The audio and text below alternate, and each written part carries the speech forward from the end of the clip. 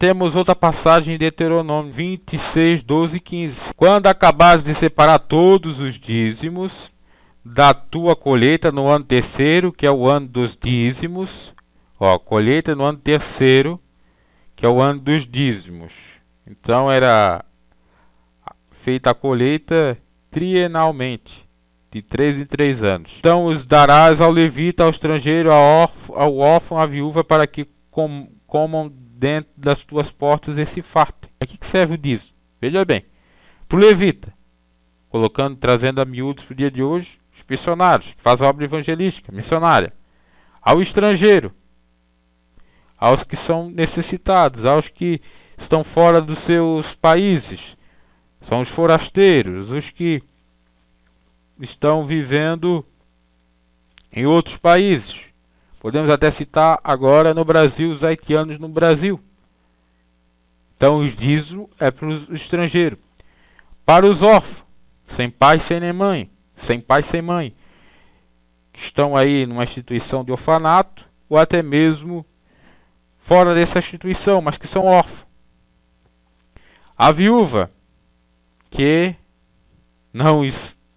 perdeu seu marido e que não está casada. E lá em Tiago, no Novo Testamento, fala exatamente isso. Para olhar para os órfãos, para olhar para as viúvas e se abster da corrupção do mundo. Que essa é a verdadeira religião para Deus. E para que comam dentro das tuas portas e se fartam. Então era para entregar os dízimos. Olha bem.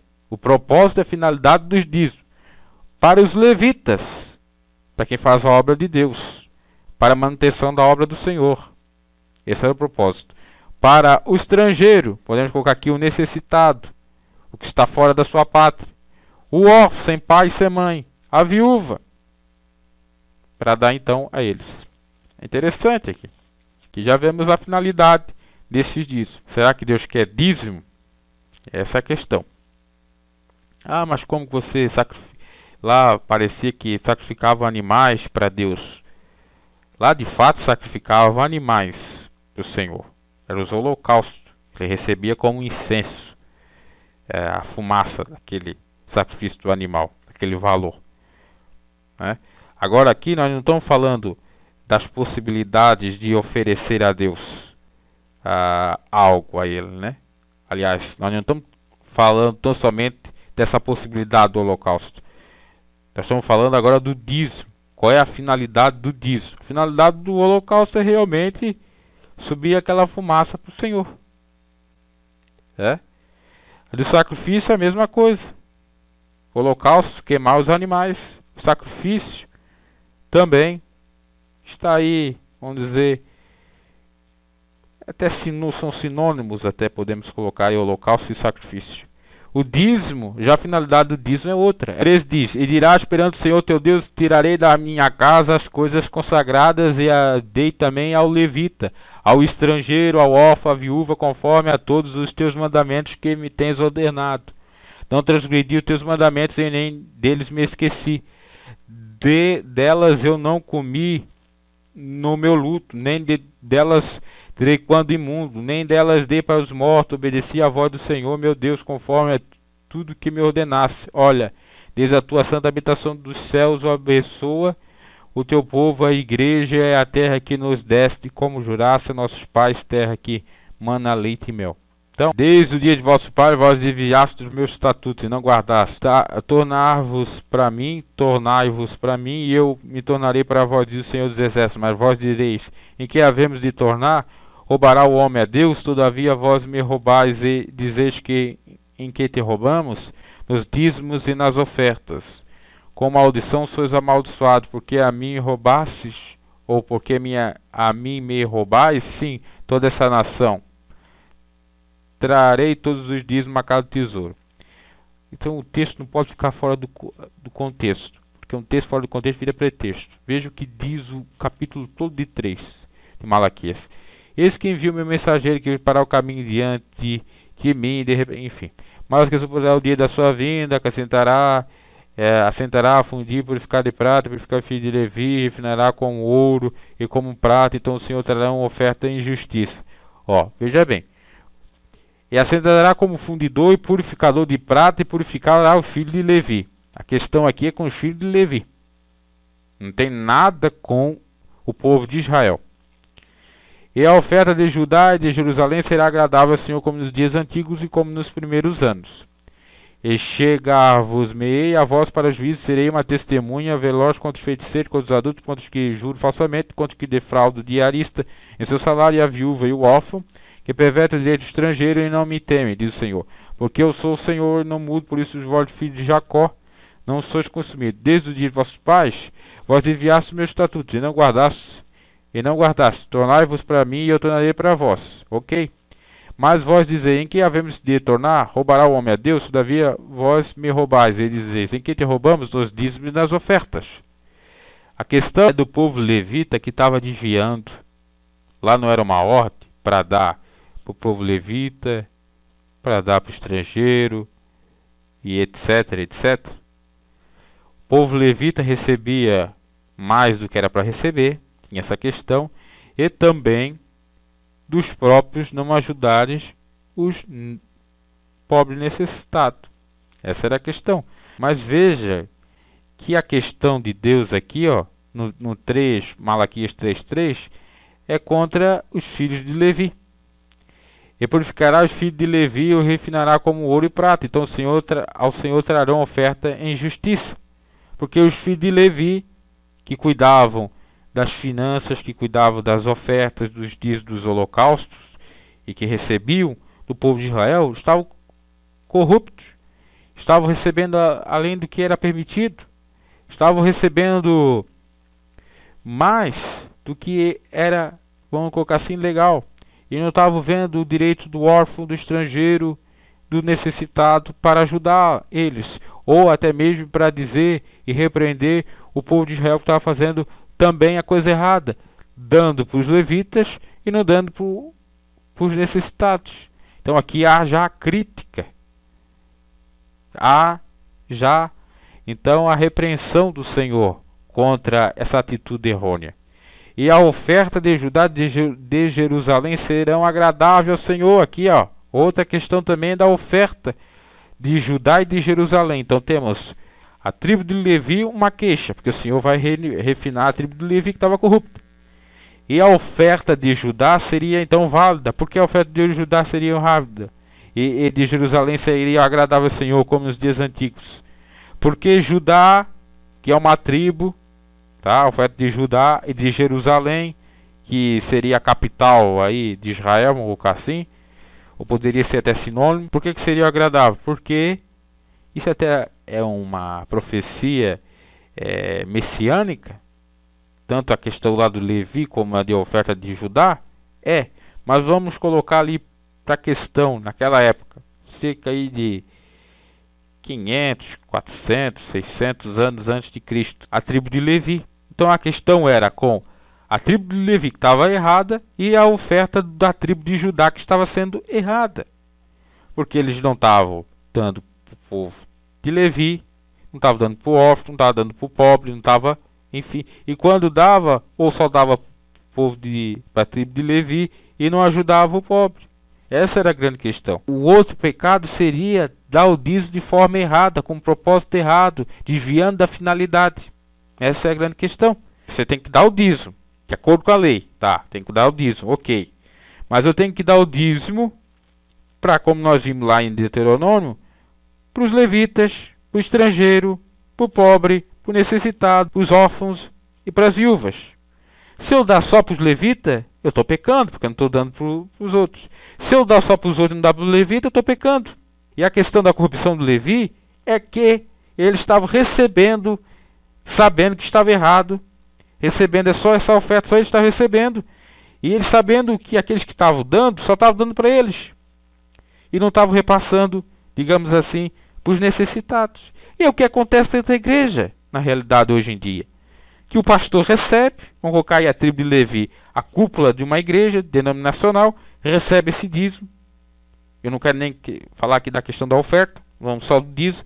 Recebe esse dízimo, e esse dízimo é só para os seus bolsos, é só para encher os seus bolsos e cada vez deixar eles mais ricos, e enriquecer cada vez mais.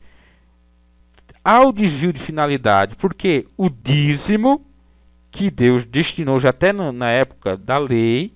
O propósito era de ajudar a congregação, a tenda da congregação e os necessitados. Quando não se faz isso, quando em nome disso se adquire o dízimo ou se recebe o dízimo e desvia da finalidade, você está em pecado. Então essa é a questão do homem roubar a Deus, o que estava acontecendo na lei e o que acontece hoje na igreja. Infelizmente.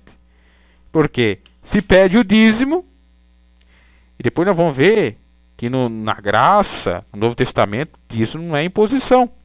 É só aqui na lei. Assim como não era antes da lei. Porque Abraão e Jacó deram de livre e espontânea vontade. Mas, na igreja o que acontece é justamente esse cenário que está aqui, que é narrado, descrito por Malaquias, está acontecendo de atuais. E com agravante. Pois agora não é imposição, na época de Malaquias era. Então eles, além de dizer que é pecado não dar o dízimo, eles ainda fazem o pecado maior, desviar a função, desviar a finalidade do dízimo, que é ajudar a manutenção do templo, que é ajudar na obra evangelística missionária dos homens e mulheres de Deus que vão pregar o evangelho do Senhor, e de fazer a caridade, o trabalho assistencialista, o trabalho assistencial de ajudar o próximo, o necessitado, o carente, o órfão, o estrangeiro, a viúva, etc. e etc. Aí vai lá um pastor, às vezes por ignorância, Deus sabe, Deus perdoa até o tempo da ignorância, mas alguns já de má fé mesmo, que tem conhecimento da palavra, usa esse versículo de Malaquias 3:10 para colocar uma doutrina que é não de Deus, mas do homem, para enganar o povo. Para dizer, olha, se vocês não darem, vocês estão roubando de Deus. E a Bíblia fala que os ladrões não entrarão no reino do céu, então vocês vão para o inferno. Vão colocar aí medo, coação que eles colocam para impor o dízimo. Para dizer, olha, tens que dar o dízimo, para obrigar a dar o dízimo. E a segunda é que, tanto ver como é que o dízimo é de Deus, que você não quer dar, porque você está nessa miséria. Você está nessa miséria. A Bíblia diz que se você dá o dízimo, ele vai repreender, Deus vai repreender o devorador. E tudo vai melhorar na sua vida. Veja, se você sofre tanto aqui, e quanto na vida vindoura, porque aqui você está miserável. E você não vai ainda você vai para o inferno. Porque você não entra no céu, porque o ladrão não é do céu. Então cria essa tese, que é esdrúxula, que é aberrante, que é humana, que é satânica, até eu diria. Por quê? Nós vamos ver no Novo Testamento justamente tudo o contrário. Nós vamos ver Jesus dizendo, juntai tesouros não aqui na terra, mas nos céus.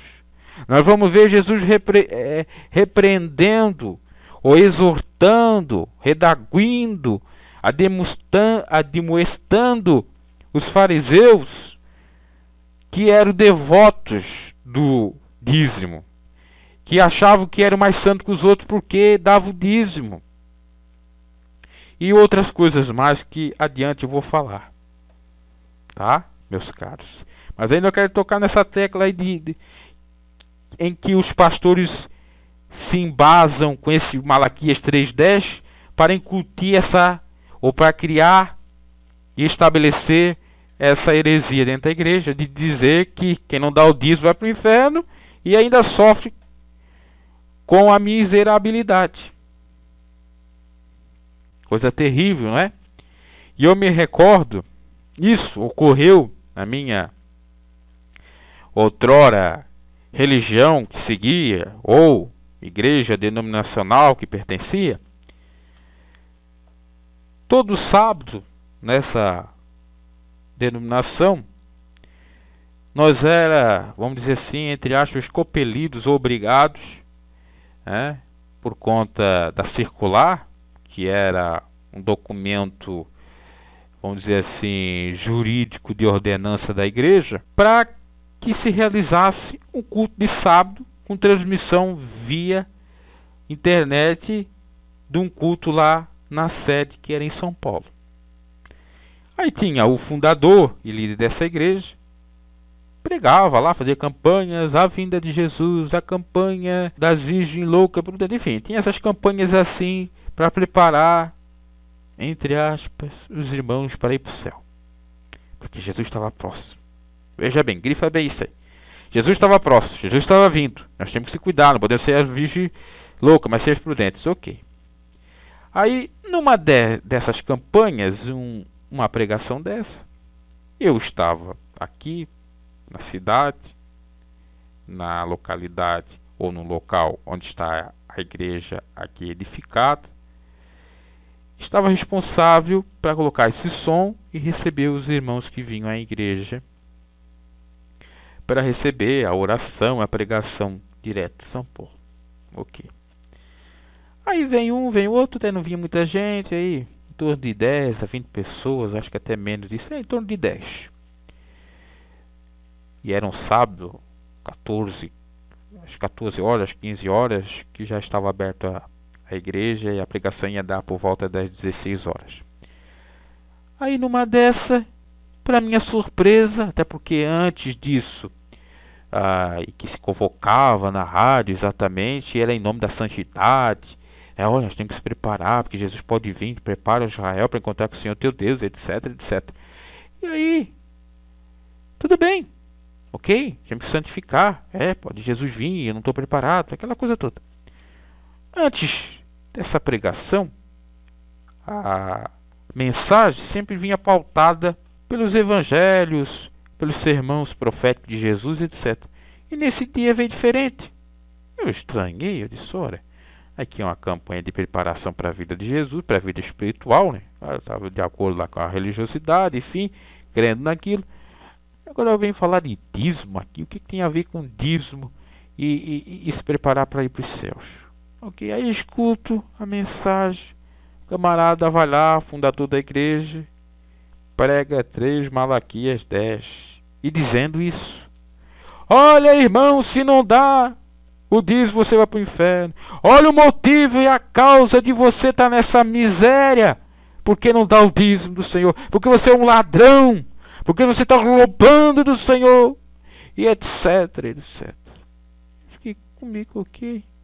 Aí tinha os irmãos, tinha até uma parente minha, uma prima lá, ouvindo aquilo, e eu fiquei pensando, até eu tinha convidado ela, e eu convidei, achando plenamente que ela ia ouvir a palavra de Deus, que ela ia ouvir a questão da salvação, né, a doutrina da salvação, no corpo, na alma, no espírito.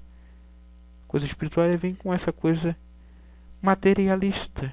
E eu fiquei pensando, vocês estão armando uma arapuca aqui.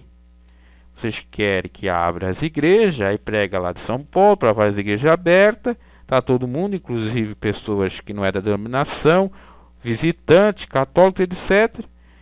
E aí você pega do dízimo, para quê? Oferir renda? Então muda essa campanha, coloca para a campanha de prosperidade. Então coloca aqui a teologia da prosperidade, porque vós dizes, ou dizeis, eu falando, colocando aí, entre aspas, com a diretoria da igreja fosse para falar. E eu pensei na hora assim, se é para vocês falar de prosperidade, então que aceite de fato a teologia da prosperidade que vocês dizem que é errado, mas indiretamente vocês fazem. Que é um engano, dizer que não faz, mas faz, e vê de fato. E é uma hipocrisia. Minha prima foi lá, crendo, tal, coitada. Coitada. Coitada de mim também, porque a gente vai na boa fé, esperando uma coisa e recebe outra. Isso é de Deus? Uma campanha que é para a espiritualidade, para as coisas espirituais, vamos falar de dízimo. Ela pensando que eu ouvia coisa de Jesus, foi vai de dízimo, aí fui lá, fiz uma oração e tal, e depois nem veio mais. Falar de dízimo? Vou falar de Jesus, salvação, libertação. Talvez ele é ignorante, não sabia mais ou menos o contexto de Malaquias 3:10. Então, se não sabe, não prega. Mas tudo indica, a tese possível para isso é que a igreja estava precisando, estava lá no vermelho, estava precisando de uma graninha extra. Vamos aproveitar o culto, onde que vem mais gente, que é no sábado e no domingo, e num culto que se fala, que se aclama da vinda de Jesus, preparando alguém para Jesus, e dizer que uma das causas que nos impede para ir para o céu é não dar o dízimo. Meu Deus, Jesus. Tende misericórdia.